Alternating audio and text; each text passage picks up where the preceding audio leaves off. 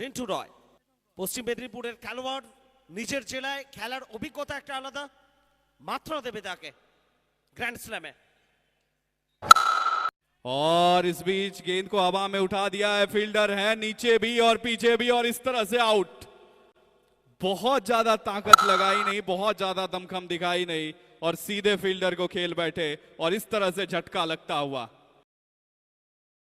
দৌড় শুরু করছেন রিন্টু রয়।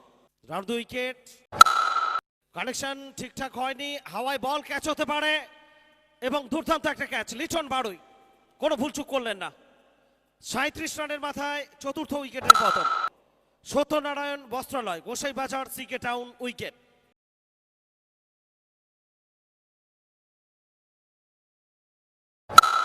এখানেও মিস টাইমিং, ক্যাচ হতে পারে।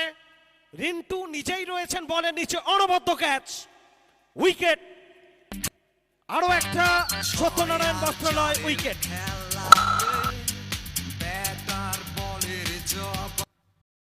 42 রানের মাথায় পঞ্চম উইকেটের পতন ঘটে গেল।